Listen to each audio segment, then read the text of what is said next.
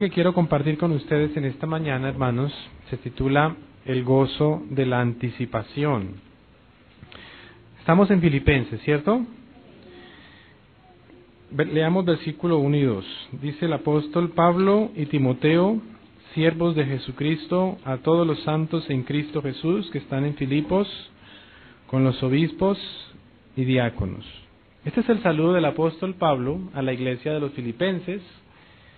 Ese saludo de apertura en los que el apóstol se identifica ante sus lectores, aquellos a quienes él escribió en este momento, y el apóstol empieza o continúa después de este corto saludo hablando de la alegría o del gozo, de su gozo en el Señor. Leamos del 3 al 5.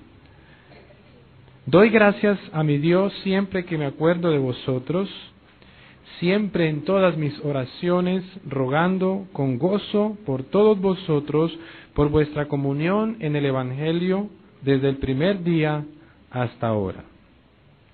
Esta epístola a los filipenses ha sido llamada comúnmente como la epístola del gozo. Y se llama así porque la expresión de alegría y de gozo en la carta, en estos breves 4 capítulos, que no son más sino 4 capítulos, el apóstol la menciona bastante. Vamos a ir mirando en un momento eso.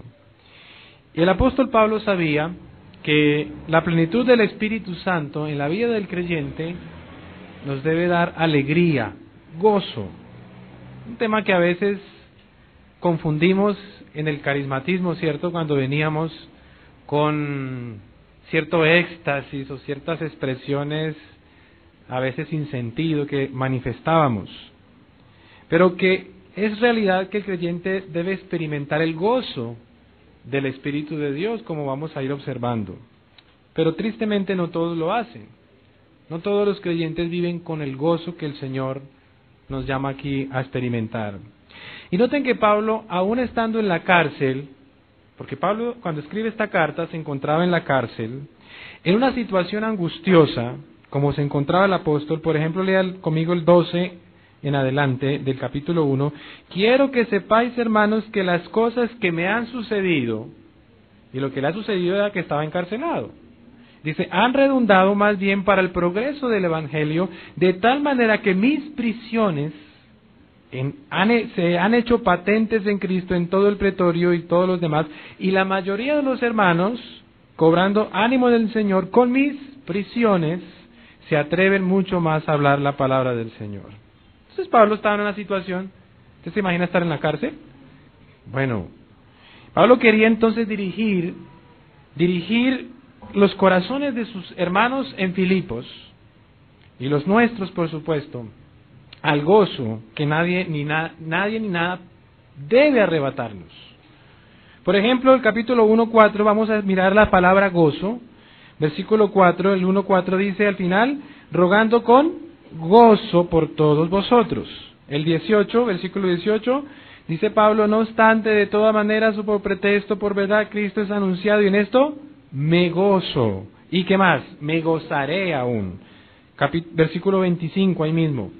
Y confiando en esto, sé que quedaré, que aún permaneceré con todos vosotros para vuestro provecho, ¿y qué? Gozo de la fe. Capítulo 2:2. Completad, ¿qué? Mi gozo. 2:17 también. Estamos viendo cómo se repite esa expresión. Dice al final, me gozo y regocijo con todos los creyentes, con todos vosotros. El versículo 28 también. Así que le envío con mayor solicitud para que al verle de nuevo os gocéis y yo esté con menos tristeza. Capítulo 3:1. Por lo demás, hermanos, que gozaos en el Señor. Bueno, capítulo 4:1. Así que, hermanos míos, deseados gozo y corona mía. Y el 4:4, un versículo que conocemos muy bien, regocijaos en el Señor siempre, otra vez digo, regocijaos. Así que una y otra vez aparece la palabra gozo, gozaos, regocijaos. El tema del gozo cristiano, hermanos, es un tema muy importante que debemos examinar y a la luz de estos versículos ver si realmente estas características son nuestras, particularmente la que vamos hoy a observar. Y es mi oración, hermanos, es mi deseo en esta mañana con ustedes aquí, que después de considerar estos breves versículos, tengamos realmente una actitud como hijos de Dios, de realmente ser y estar gozosos, de mostrarse cristianos gozosos a pesar de, ¿sí? Porque ese es el punto. Y el apóstol no solo demuestra gozo cristiano como ejemplo, sino que instruye, porque él nos da ejemplo, pero instruye a los cristianos en Filipos, y por extensión a nosotros, creyentes en Cristo Jesús, a experimentar, a mantener una actitud, una vida de gozo. Y qué difícil es, ¿no, hermanos? Realmente gozarnos. Estar continuamente gozosos a veces es un poco difícil para nosotros. Sin embargo, tenemos aquí a un hijo de Dios, al apóstol Pablo, quien ante circunstancias extremadamente difíciles, su reacción fue totalmente diferente a lo que pensamos debió ser. Como les decía, Pablo estaba en la cárcel, muy probablemente encadenado a un soldado romano allí. Por supuesto, alejados de sus hermanos en la fe. Por supuesto, no pudiendo asistir a los cultos de la iglesia como nosotros hoy, por ejemplo, adorar al Señor, sin poder participar de la comunión del Señor como es la cena, ¿de acuerdo? No podía ser parte entonces de muchas cosas. Y sin embargo, el apóstol Pablo, aún a pesar de eso, expresaba una actitud de ¿qué? De verdadero gozo. Incluso estaba criticado en el 3:18, dice Pablo en el capítulo 3, dice, porque por ahí andan muchos, de los cuales os dije muchas veces, y aún ahora lo digo llorando, que son ¿qué? Enemigos de la cruz de Cristo. Y parece que estos enemigos decían que lo que Pablo estaba experimentando en la cárcel, como a veces tienden a decirlo, ¿no? Si tú estás en algún problema es porque estás en pecado, ¿sí? Pero a pesar de esto, el apóstol no tiene ningún sentido, noten ustedes, en la carta él no expresa ningún sentido donde él expresa autoconmiseración, ¿cierto? Como a veces nosotros tendemos la tendencia a hacer, oh, pobre de mí, ¿no? Y quizás no lo decimos públicamente, pero lo pensamos interiormente. Pero Pablo no estaba preocupado por él, ni se sentía una víctima de las circunstancias, sino que él estaba realmente enfocado en el Señor. Y realmente, hermanos, es impresionante ver al apóstol Pablo reaccionar bajo las circunstancias en las cuales él se encuentra. En esta manera, no solamente que está lleno de gozo, sino que está animando a la iglesia a que esté gozosa. Que diríamos, es increíble, ¿no? Se supone que los hermanos de Filipos debían era animarle a él, Pablo, hermano Pablo, usted está ahí por causa del Evangelio, confíe en el Señor, ánimo, bueno, ¿cierto? Pero resulta que él es el que está mandándoles una carta a ellos para que estén gozosos y animados. Y por eso Pablo más adelante dice precisamente a esta iglesia, todo lo puedo en Cristo que me fortalece. ¿Recuerdan? ¿Qué pasaje es? Filipenses 4:13. Ahora, ¿qué es el gozo cristiano, amados hermanos? Permítanme mencionarles resumidamente lo que es la teología bíblica del gozo. El gozo espiritual, hermanos, el gozo verdadero, escuche, no está relacionado a las circunstancias. El gozo del creyente es un don de Dios para los que creen en el Evangelio del Señor Jesucristo. Producido en ellos, en los que creen en el Señor Jesucristo, ¿por quién? Por supuesto, por el Espíritu Santo, porque han recibido y obedecido, por supuesto, la palabra de Dios. Eso es clave, hermanos. El gozo es para esta clase de gente. Mezclado, por supuesto, ese gozo con pruebas, con circunstancias difíciles. Pero en la medida que ponen su esperanza en el Señor, van a estar, ¿qué? Gozosos, a pesar de. ¿Y saben qué, hermanos? Eso es básico. Porque el mundo no puede tener este gozo. Los que no conocen a Cristo como su Salvador, y si usted no lo conoce, pues usted no puede tener esta clase de gozo del Señor. Y Pablo justamente está representando, ejemplificando para los hermanos de Filipos esto, el gozo cristiano. Y ahora nos instruye sobre el tema en esta preciosa epístola llamada la epístola del gozo. ¿Y saben qué, hermanos? déjeme decirle que si por lo menos pudiéramos aplicar cada uno de nosotros un cierto porcentaje de esta epístola, yo creo que cada uno de nosotros cambiaremos nuestra actitud. Y realmente ese debe ser el desafío para cada uno de nosotros hoy, en esta mañana. Cristianos, esforzarnos en el Señor por alinearnos con el apóstol Pablo y experimentar entonces así el gozo del Señor. Además, hermanos, que el gozo, ustedes saben, es un fruto del Espíritu. Dice el apóstol Pablo en otra carta, más el fruto del Espíritu es amor, gozo. Y también el mismo apóstol, Pablo dice en otra parte en Romanos, que el reino de Dios no es comida ni bebida, sino que justicia, paz y gozo en el Espíritu Santo. Eso es el reino de Dios, y para aquellos que le pertenecen o pertenecen al reino de Dios. Y al mirar el comienzo de esta carta, lo que notamos es que Pablo da 5 elementos de gozo. Al comienzo de esta carta da 5 elementos por los cuales debemos estar gozosos, de alegría. Una alegría que desborda en los primeros versículos Pablo. Y solamente quiero mencionar los primeros, porque deseo concentrarme solo en uno de ellos. Y el primer elemento del gozo que Pablo menciona en el versículo 3 es la alegría del recuerdo. Piensen esto, versículo 3. Doy gracias a mi Dios, dice Pablo, siempre que me acuerdo de vosotros. ¿La alegría del qué? Del recuerdo. Noten eso. El gozo se produce, hermanos, aquí, cuando nos acordamos de nuestros hermanos en Cristo y nos acordamos de sus vidas y seleccionamos de lo que nos acordamos. Quiero que considere eso. No escogemos acordarnos de sus vidas en lo peor de ellos, sino en lo mejor de sus vidas. Recordamos su bondad, recordamos su amor, el cuidado, su sacrificio, su servicio por el Señor, la compasión, y como que pasamos un poco lo negativo por alto, ¿no? Porque si usted se acuerda de lo negativo, ¿qué va a pasar? Pues se va a llenar de mucha amargura, que es lo contrario que Pablo está planteando aquí. ¿Saben qué, hermanos? Si pudiéramos hacer esto, yo creo que empezaríamos bien a acordarnos de nuestros hermanos en Cristo, en lugar de aquello que es negativo, tratar de acordarnos de aquello que es positivo en ellos, por la gracia del Señor, que ha obrado ahí y que el Señor está obrando en sus vidas. Y claro, todos nosotros, por supuesto, tenemos cosas buenas que el Señor está haciendo en nuestras vidas. Estoy totalmente convencido de eso. Tenemos defectos, por supuesto. Cada uno de nosotros tenemos nuestros defectos, nuestras luchas, nuestras cositas, ¿no? Tenemos nuestras cositas por ahí. No hay duda de eso, pero el punto, hermanos, es recordar lo bueno de nuestros hermanos y lo que no es tan bueno, versículo 4, que dice Pablo, siempre en todas mis oraciones rogando por todos vosotros. Lo que no es tan bueno, ¿qué? Orando también, ¿no?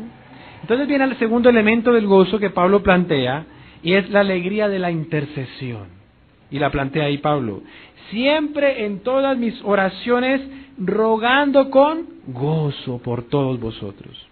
Entonces el apóstol experimentaba un gozo especial por traer delante del Señor las necesidades de los hermanos de Filipos. Y otra vez notamos, hermanos, que el apóstol no está enfocado en su condición actual, porque estaba en la cárcel, sino que él está enfocado en interceder por aquellos que están en necesidades, la iglesia de los filipenses, y oraba por ellos. Y el tercer elemento lo encontramos en el versículo 5, que hemos denominado la alegría de la participación con otros cristianos, es decir, la comunión. Por vuestra comunión en el Evangelio, dice Pablo, desde el primer día hasta ahora. Y hermanos, este es un gozo que solo un cristiano experimenta en la comunión con otros hermanos en Cristo, que solo se puede experimentar en la familia de Dios. Dígame si usted no experimenta ese gozo cuando se reúne con el pueblo de Dios, de participar ¿en qué? En la comunión del Evangelio en el Señor Jesucristo. No es la alegría de ser miembro de un club social, no es la alegría de ser miembro de una causa terrenal y encontrarnos cada semana con nuestros amigotes para departir quizás. No, esa no es la alegría. Pero es la alegría que el apóstol Pablo experimentaba, que es el gozo que se experimenta por el Espíritu de Dios en aquellos que pertenecen a la familia de Dios. Por eso dice Pablo en otra parte, y permítanme mencionarles, Pablo dice, porque por medio de Él, ¿quién es Él? Cristo, los unos y los otros, judíos y gentiles, tenemos entrada por un mismo Espíritu al Padre. Esa es la comunión del Evangelio. Así que Pablo dice en esa carta a los Efesios, ya no sois extranjeros ni advenedizos, sino conciudadanos de los santos y miembros de la familia de Dios. Y Pablo se gozaba, por eso dice aquí, por vuestra comunión, común participación, ¿qué? En el Evangelio. Entonces el gozo cristiano se encuentra en recordar lo bueno de nuestros hermanos, en orar por sus necesidades y en tener comunión con aquellos que son parte de la familia de Dios. Pero esto nos trae el cuarto elemento del gozo que Pablo menciona y que ocupará el resto del sermón esta mañana. El cuarto elemento del gozo, versículo 6, que es la alegría de anticipar lo que la iglesia del Señor finalmente será, hermanos. Versículo 6. Pablo dice, estando persuadido de esto, que el que comenzó en vosotros la buena obra, la perfeccionará hasta el día de Jesucristo. La alegría de la anticipación de lo que la iglesia del Señor, ¿qué? Finalmente será. Es la alegría en el corazón, hermanos, del que sabe que la iglesia se convertirá al fin en aquello que el Señor ha definido.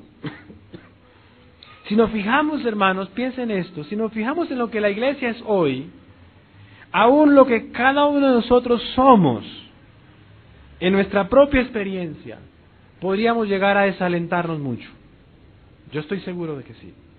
Pero si nos fijamos en lo que la iglesia va a hacer mañana, por la bendita gracia de Dios en Cristo, lo que cada uno de nosotros llegaremos a hacer por la gracia del Señor, entonces, hermanos, déjeme decirle que eso es motivo realmente de gozo. Esa es la perspectiva de Pablo aquí. Estoy convencido, dice Pablo, que el que inició la buena obra en ustedes la va a ¿qué? Perfeccionar. La va a completar. ¿Ya está completa? No, va a estar completa. Todavía no, hermanos. Qué excelente versículo. Y muchos de nosotros quizás lo aprendimos desde niños.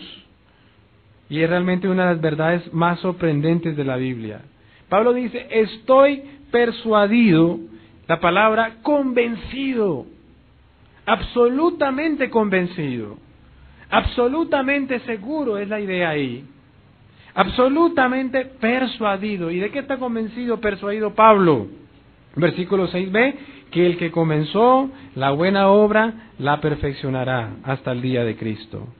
Y esta, hermanos, déjeme decirle que es una de las descripciones más alentadoras para los creyentes, para los hijos e hijas de Dios en la Biblia. Si usted piensa, hermanos, si usted piensa en las distintas definiciones de un cristiano, podemos pensar en esta. ¿Qué es un cristiano? Definamos un cristiano. Un cristiano es alguien, escuche, es una persona en quien Dios ha iniciado y está llevando a cabo una buena obra. Eso es un cristiano. Dios comenzó su obra en esa persona, la está llevando a cabo y la va a llevar a feliz término, a feliz culminación. Y Pablo dice ahí en el versículo 6, estando convencido precisamente de esto, que el que comenzó en vosotros la buena obra. ¿Y quién es el que la comenzó? Por supuesto es Dios. Dios comenzó la obra, hermanos. Y el verbo comenzó, es interesante ese verbo, hermanos, ¿saben? Solo se usa 2 veces en el Nuevo Testamento ese verbo comenzar. Es una palabra rara. Y se utiliza aquí en Filipenses 1:6 que leímos, y en Gálatas capítulo 3:3, por favor vaya un segundito conmigo allá, Gálatas 3:3, ahí atrásito, Gálatas 3:3. ¿Sí? Se usa en Gálatas 3:3 también. ¿Qué dice Pablo allí? Cuando dice a los hermanos de Gálatas, tan necios sois, habiendo ¿qué? Comenzado por el Espíritu. ¿Cómo comenzaron? Por el Espíritu. Ahora vais a acabar por las obras de la carne. ¿A qué está apuntando Pablo este comienzo? Está apuntando a su salvación como el punto de partida, ¿cierto? El que comenzó la buena obra, y aquí dice, habiendo comenzado por el Espíritu, que es el momento de la salvación, del inicio de la salvación, por el poder del Espíritu Santo. Entonces, en ambos casos, Filipenses y Gálatas, se hace referencia a la buena obra, tanto en los Gálatas como en los Filipenses, de igual manera, la obra que el Señor comenzó en cada uno de nosotros, si somos del Señor Jesús por medio de la fe. Así que es un verbo, hermanos, que se usa solo 2 veces en el Nuevo Testamento. En ambos casos con referencia a la salvación, al inicio de la salvación. Por lo que Pablo dice, Dios comenzó una buena obra, que por supuesto es la obra de la salvación en nosotros. Y la iglesia de Filipos, hermanos, se inició. ¿Saben cuándo se inició la iglesia de Filipos? Cuando Dios decidió comenzar su obra allí en personas particulares, individuales. Vaya conmigo a Hechos 16, por favor, por un instante, y ver cómo la obra de Dios en Filipos comenzó cuando Dios envió a Pablo, primeramente a Pablo, a predicar el Evangelio allí. En Hechos 16, versículos 6 y 7, dice, en Hechos 16, versículos 6 y 7, noten lo que dice, de la siguiente manera: y atravesando Frigia y la provincia de Galacia, les fue prohibido por el Espíritu Santo hablar la palabra en Asia. ¿Quién está guiando todas las cosas? El Espíritu Santo. Y cuando llegaron a Misia, intentaron ir a Bitinia, pero el Espíritu tampoco se lo permitió. ¿Sí lo notan? ¿Quién hizo esto, hermanos? El Espíritu Santo, ¿cierto? Y pasando juntos a Misia, versículo 8 al 13, se le mostró a Pablo una visión de noche. Un varón macedonio estaba en pie rogándole, diciéndolo: pasa Macedonia, ayúdanos. Cuando vio la visión, enseguida procuramos partir para Macedonia, dando por cierto que Dios nos llamaba para que le anunciásemos el Evangelio. Ahora bien, hermanos, zarpando, dice Pablo, vinimos a Samotracia, a Neápolis, y de allí ¿a dónde? A Filipos, versículo 12, que es la primera ciudad de la provincia. Ahora bien, hermanos, versículo 13, y un día de reposo salimos fuera de la puerta, ellos están en Filipos, junto al río donde solía hacerse la oración, y sentándonos hablamos a las mujeres que se habían reunido. Entonces una mujer llamada Lidia, vendedora de púrpura de la ciudad de Tiatira, que adoraba a Dios, estaba oyendo, y el Señor abrió el corazón de ella para que estuviese atenta a lo que Pablo decía, y fue bautizada, dice el 15. Ahora, hermanos, la iglesia de Filipos se inició cuando el Espíritu de Dios movió al apóstol Pablo hacia la ciudad de Filipos, precisamente ¿a qué? A predicar el Evangelio, y que una mujer llamada Lidia fuera convertida, y a partir de ahí hubo más convertidos y se fundó la iglesia en Filipos. Fue la primera convertida allí en Filipos, el primer converso de hecho en Europa. Y se dice que el Señor abrió el corazón, es una obra de Dios. Pablo dio el Evangelio, el Señor abrió su corazón, por supuesto, ella fue salva, y esta es la forma en que la iglesia en Filipos comenzó. Entonces Dios salvó a otras personas más allí. Versículo 15, y cuando fue bautizada, ¿y quién más? Su familia nos rogó diciendo: si habéis juzgado que yo soy fiel al Señor, entrad y posad, y nos obligó a quedarnos. Y recuerdan ustedes, hermanos, que el Señor salvó además al carcelero de Filipos. ¿Recuerdan ustedes? Al carcelero de Filipos. Cuando estaba allí Pablo en la cárcel, metido en el cepo, sus pies, sus manos, y temiendo, y hubo un terremoto, y se soltaron las cadenas, y este carcelero temiendo que la muerte, porque por haber dejado escapar a los presos. Versículo 27 dice allí: despertando el carcelero, viendo abiertas las puertas de la cárcel, sacó la espada y se iba a matar, pensando que los presos habían huido. Mas Pablo clamó a gran voz diciendo: no te hagas ningún mal, pues todos estamos aquí. Y entonces pidió luz. Y entonces se postró a los pies de Pablo y Silas, y les dijo: ¿qué debo hacer para ser salvo? Y ellos le dijeron: cree en el Señor Jesucristo y serás salvo, tú y tu casa. Y entonces le hablaron la palabra del Señor. Y dice que a todos los que estaban en su casa, y tomando en aquella misma hora de la noche le lavó las heridas, y ¿qué más? Se bautizó con él, con todos los suyos. Dios comenzó, hermanos, la obra en Filipos, a través de ese instrumento.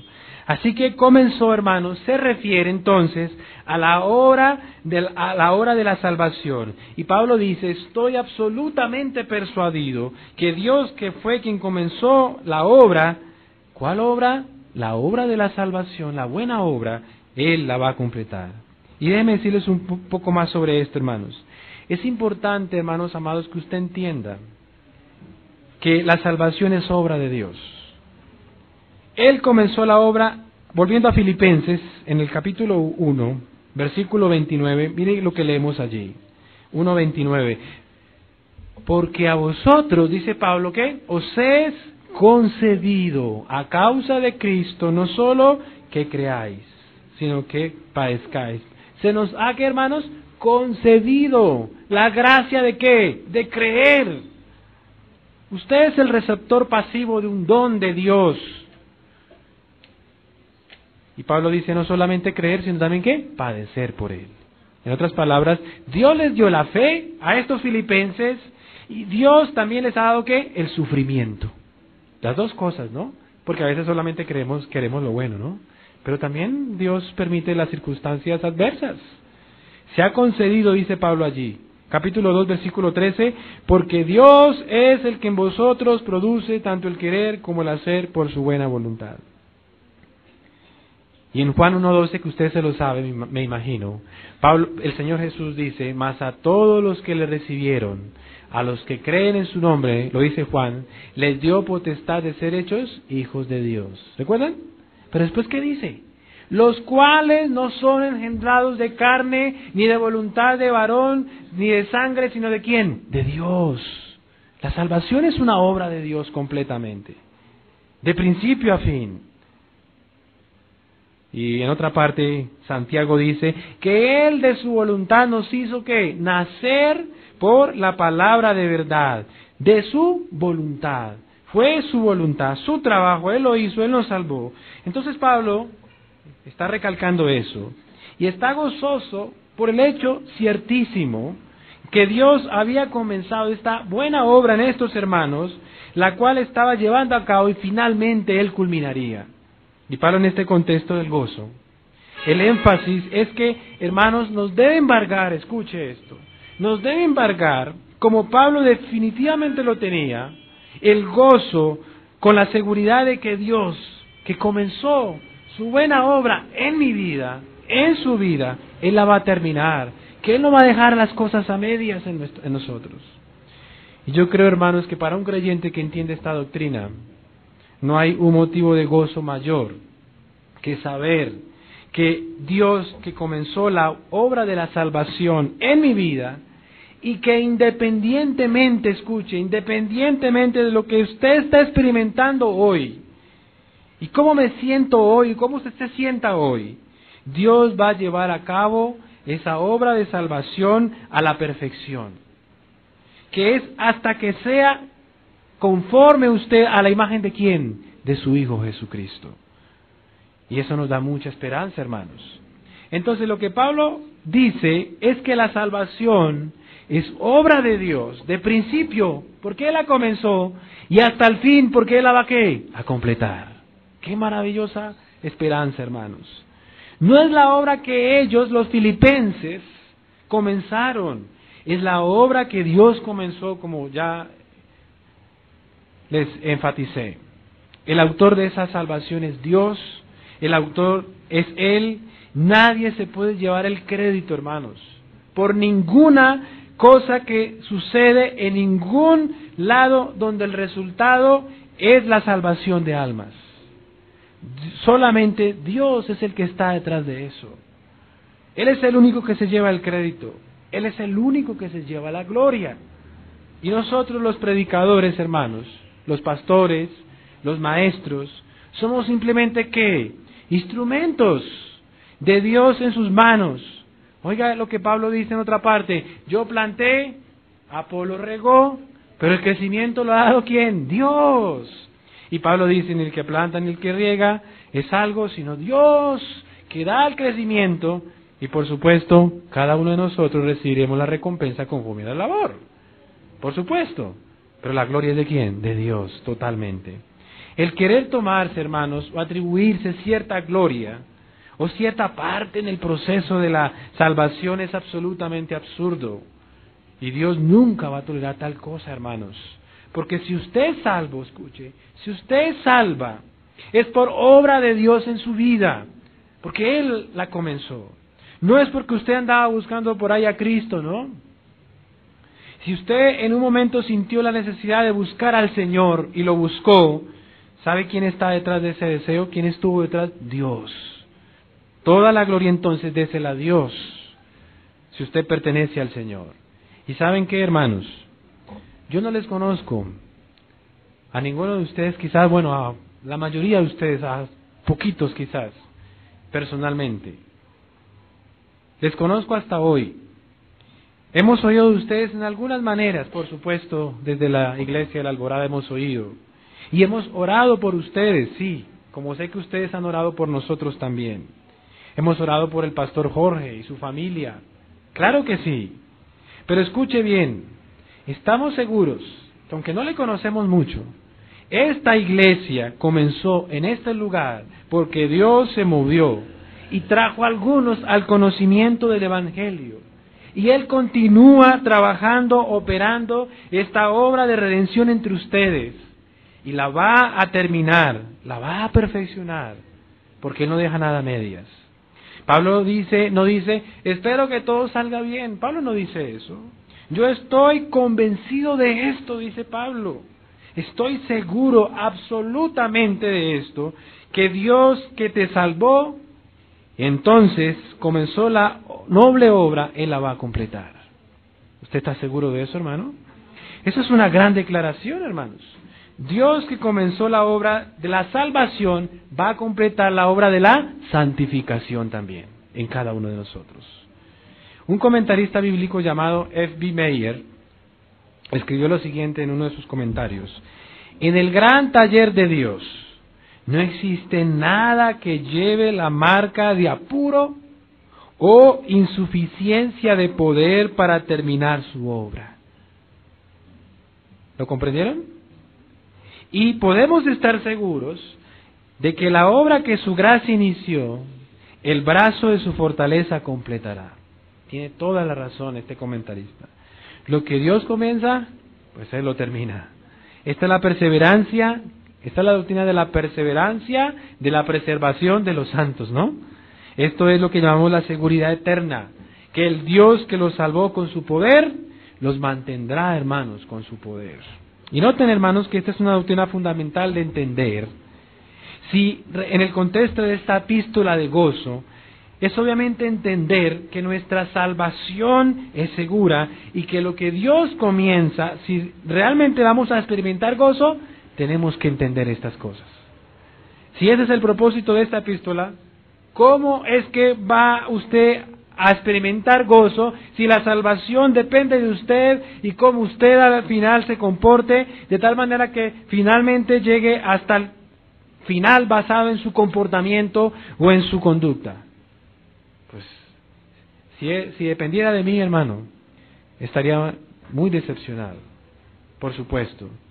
Si somos sinceros, hermanos, cada día hay motivos suficientes en cada uno de nosotros para perder la salvación, ¿cierto? Y estar insatisfechos y tristes y compungidos. Si ese fuera el caso, ¿no? Y como alguien dijo, si yo pudiera perder la salvación, pues la perdería todos los días. ¿Cierto? Porque cada día hay cosas en nosotros que nos harían perder. Pero gracias a Dios que depende de la gracia del Señor que nos sostiene, por supuesto. Pero el gozo de la anticipación, hermanos, de lo que seremos, es el gozo del cual Pablo nos habla en estos versículos. Ninguna iglesia es perfecta en la práctica. Ningún creyente es perfecto en la práctica. Pero lo que Pablo dice es, ¿saben qué, hermanos? Tenemos que anticipar lo que la iglesia en su conjunto y cada uno de nosotros llegaremos a ser. No fijemos nuestra atención exclusivamente en lo que está sucediendo hoy. en nuestras imperfecciones, en nuestros pecados, en nuestras luchas, en nuestras debilidades, porque si ese es el caso, entonces no va a traer gozo sino frustración. Ahora, alguien puede pensar ahí en su silla, puede pensar, pero pastor, entonces nos relajamos, nos despreocupamos de orar, de leer las escrituras, de venir a los cultos, de adorar a Dios, de lidiar contra el pecado en nuestros corazones, de lidiar con el pecado en la iglesia, nos despreocupamos de servir en la obra de Dios porque Dios al final va a completar. No, 1000 veces no, por supuesto que no. Por supuesto, hermanos, tenemos que trabajar en lo que está sucediendo hoy. Tenemos que lidiar con el pecado de nosotros. Tenemos que ser cada vez más santificados. Tenemos que buscar al Señor y su rostro y rogar por su gracia mayor en nuestras debilidades. Así que eso no es lo que queremos motivar. Esta verdad de la obra de Dios en nosotros, hermanos, de que Él la va a completar, escuche, no quita la otra verdad. Y entonces usted ahí tiene el equilibrio. La otra verdad, la otra cara de la moneda que Pablo mismo aquí en el capítulo 2:12, léalo por favor conmigo, que Pablo aquí mismo en esta epístola amonesta a la iglesia. Versículo 2:12, por tanto, amados míos, como siempre habéis obedecido. ¿Como siempre qué? Obedecido. La iglesia obedece, no como en mi presencia solamente, sino mucho más ahora en mi ausencia. ¿Cuál es el deber? Ocupaos en vuestra salvación con temor y temblor. Una verdad bíblica no quita la otra verdad bíblica. Amén, hermanos. Y como en otra parte dice otro escritor bíblico, por tanto es necesario que con más diligencia atendamos a las cosas que hemos oído, no sea que nos deslicemos. Pero hermanos, son verdades paralelas. Dios terminará la obra de su gracia en cada uno de ustedes. Y esta es una gran verdad que nos debe dar mucho gozo, hermanos. Dios no es como los hombres. William Hendrickson, otro comentarista bíblico reconocido, dijo, los hombres llevan a cabo experimentos. Dios lleva a cabo un plan y lo va a terminar. Estamos preservados por Dios. ¿Y no es eso maravilloso, hermanos? Eso es emocionante para nosotros. Nos da mucho consuelo. Somos preservados por Dios y esa es nuestra esperanza, nuestra certeza.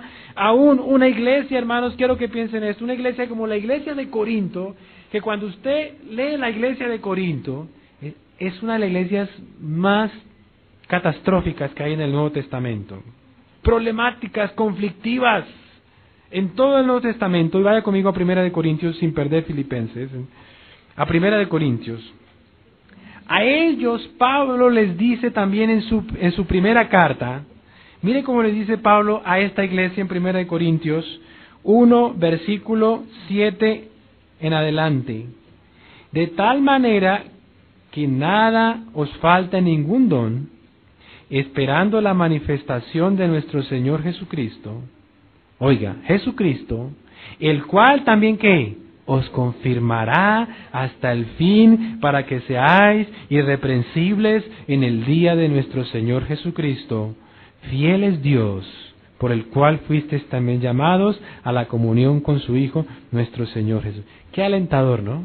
Si el Señor le dijo esto a una iglesia como esta, que espero que ustedes no sean así, ¿no? Es decir, con todos los problemas de esta iglesia. Qué aliento, hermanos. Dice Jesucristo, ¿os qué? Confirmará. Os confirmará hasta el fin. Para presentarnos como irreprensibles, santos y sin mancha delante de Él, en virtud de lo que Cristo hizo en la cruz del Calvario. Y Pablo eso es lo que está diciendo a estos hermanos en Filipos, volviendo allá. Pablo está diciendo, hermanos, aquí está mi alegría. Mi gozo es que no importa lo que pasa en su iglesia, la obra que Dios empezó, Él la va a completar. Y por lo que Pablo tiene la alegría de la anticipación. Si te enfocas en lo que está mal con la iglesia ahora, puede usted acongojarse. Oh, nuestra iglesia no es lo que debiera ser, decimos, ¿no? Oh, es que el pastor no hace lo que tiene que hacer o como debe hacerlo. O no estamos haciendo esto hoy, empezamos a quejarnos y a quejarnos, pero si usted se centra en lo que Dios va a hacer de su iglesia, lo que la iglesia se va a convertir, hermanos, usted puede emocionarse. Puede emocionarse porque dice Dios que fuimos predestinados para ser conformes a la imagen de su Hijo Jesucristo. No somos lo que éramos ayer, alguien dijo eso, ¿no? Ni somos lo que seremos mañana, ¿cierto? Pero por la gracia de Dios somos lo que somos. Amén, hermanos. Y yo añadiría con el apóstol, un día seremos como Cristo. Qué lindo, ¿no? Qué precioso. Pero si nuestra mirada se enfoca en lo que somos hoy, en lo que la iglesia es hoy, en los santos como hoy se ven con sus defectos, con sus debilidades, con nuestra continua tendencia al mal, pues Satanás puede usar eso para desanimarnos. Y hermanos, déjenme reflexionar en esto, ya estoy terminando. Si usted es creyente en nuestro Señor Jesucristo, nunca realmente nunca estamos conformes con nuestra condición presente. No estamos conformes. Yo no quiero ser como soy hoy. Quiero el día de mañana ser mejor. Quiero crecer en el conocimiento de Cristo. Usted quiere eso, ¿cierto? Quiero ser perfeccionado en Él. Quiero madurar más. Quiero servirle más a Él. Bueno, vamos en ese proceso que la Biblia llama el proceso de santificación. Y algún día seremos tal como Él es. Imagínate esa meta tan gloriosa. Cuando tengamos la mirada puesta en Él, y Juan dice, seremos semejantes a Él porque le veremos tal como Él es. Y cuando tenemos la mirada puesta en eso, amados hermanos, y lo que la iglesia será en virtud de la obra del Señor, hay motivo de ¿qué, hermanos? De gozo. Quiero decir algo maravilloso. Si usted es del Señor Jesús, si usted ama al Señor Jesús, si usted le pertenece a Él, si usted es de una de sus ovejas que oye su voz y le sigue, si usted es cristiano o cristiana, no importa su condición actual, usted estará en gloria con Él, lo estará. Eso es una certidumbre bíblica. Dios la garantiza y el carácter de Dios va por medio, porque como leímos en Corintios, fiel es ¿qué? Dios, es su carácter. Y aquí en Filipenses, el que comenzó la buena obra la perfeccionará.